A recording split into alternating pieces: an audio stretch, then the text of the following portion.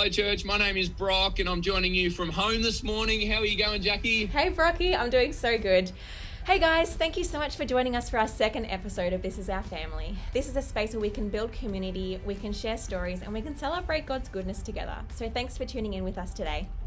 You may be wondering why we're connecting in this way. We're joining you on Zoom. It's a platform that we are finding very helpful to stay connected. Hey Jackie, how about we head in towards Life Essentials? There's great things happening there. What do you reckon? Let's head in. Sounds good. I will see you there. Bye. Oh, that was quick. We made it. How you going? Good. How are you, bro? Good, thank you. Good to see you in person.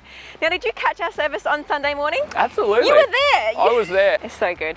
Now, speaking of our services, we have two coming up this week, which is really exciting. So we've got our two Easter services. So on Friday morning at 10:30 a.m. and Sunday morning at 10:30 a.m., which is going to be really awesome, a really great way to celebrate. I know they've got some really interesting and different stuff planned for these services. So make sure you do that. And what else do we need to make sure we have for Friday, Brock? I think communion, we're going to be a very appropriate opportunity to share communion together on Friday. So please take some time, church, to prepare something to eat and drink. Jackie, what are you going to be using? I'm going to be using some cordial and a hot cross bun, my favourite. Yeah, I love hot cross buns. And speaking of our services this week, we wanted to show you a super cute photo we have from Chris and Kat Tat. Look at their little kids watching the service this week. So they've got little twins and a little girl watching the services and enjoying that as a family. So that's really cool. And we also wanted to celebrate with Wes and Rach Steele on the birth of their little baby, Eliza Rachel May. She's very cute. She's so adorable. Oh, very cute. Church, you may notice that we are actually standing opposite Life Essentials. This is our community space, but we want to take some time. This is actually a place of refuge, of hope and provision. Let's come across and let's hear some stories together.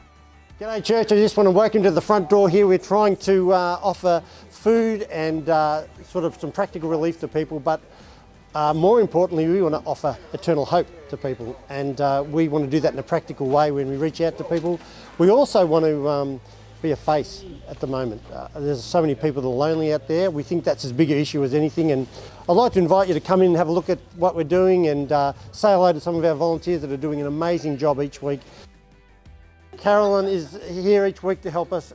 And so what are you seeing? Are you seeing many regular faces coming in here? Yeah, seeing a few regular faces and a few new faces. Some people, this is a very new situation for them, and so they're a little bit embarrassed by having to come here and ask for help. But we greet them with a friendly smile, and we ask questions and see what else we can give them, whether they need food, whether there's some other form of help. Come across to the kitchen and we'll see what's going on here. We've got Catherine and Robin busy in the kitchen over here with some of the food we're getting from Food Share. We're cooking up some meals.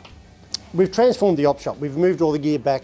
The warehouse out the back there's been cleared as well, so that we can have all the food coming in there. Comes out in bags so that we can literally just pop them on the table out the front for any of our regulars that come in and need some food. So Fiona's doing an amazing job here, coordinating volunteers.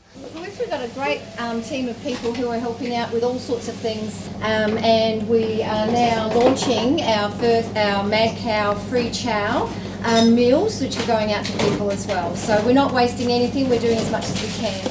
One of the other great things that's happening is ladies through the Fig Tree, ladies Bible study, they come in regularly to cook up meals, and we can just heat those up and give it to the guys on the street straight away. The other thing is there's a business in Bendigo called Fresh 5. They actually provide us with meals to give out as well, so we want to give a shout out to them especially as well. Fresh 5 and the Fig Tree ladies, thanks for everything you're doing for us.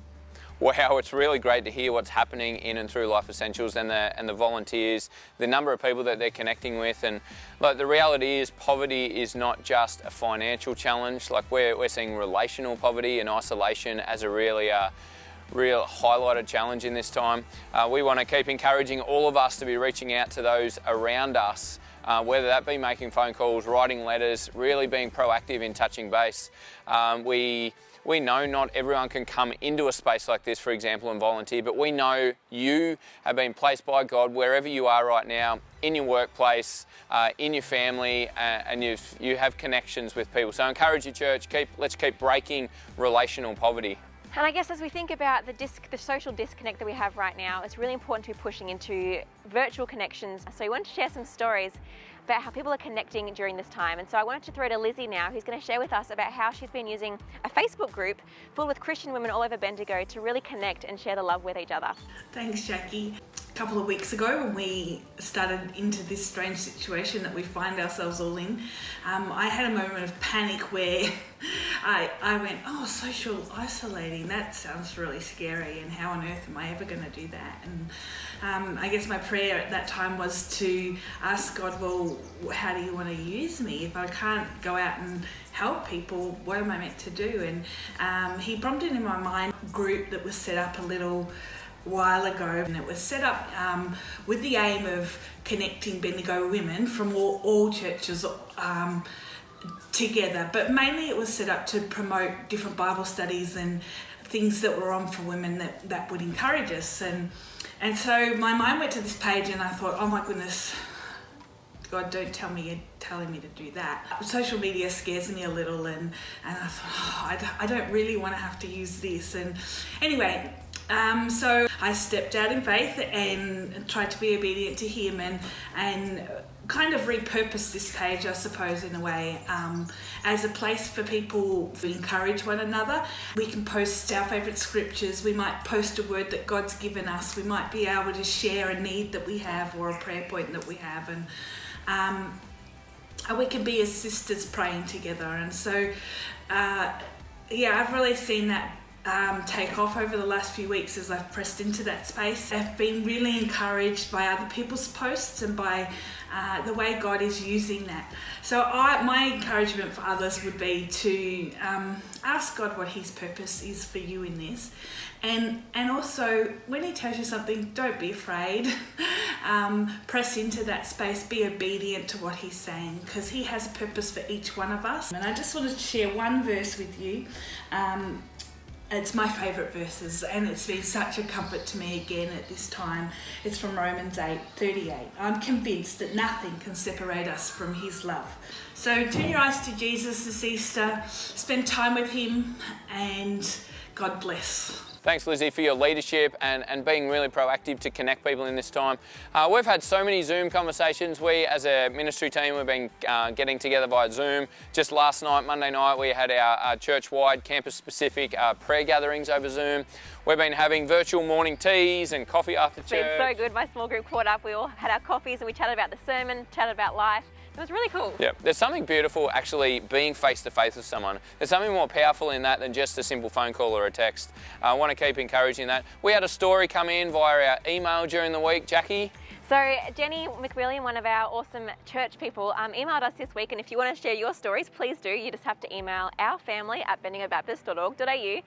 And Jenny shared about her daughter Stephanie joined in on their small group Zoom call and shared about her work in Zambia, which was really cool. So she got to inspire their small group and they got to share together.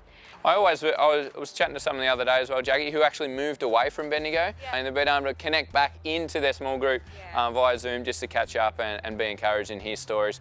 Please, church, be sending your stories in. We do want to build community. We want to grow our family. We want to celebrate your stories together. Ourfamily@bendigobaptist.org.au. Send them in so we can be telling your stories.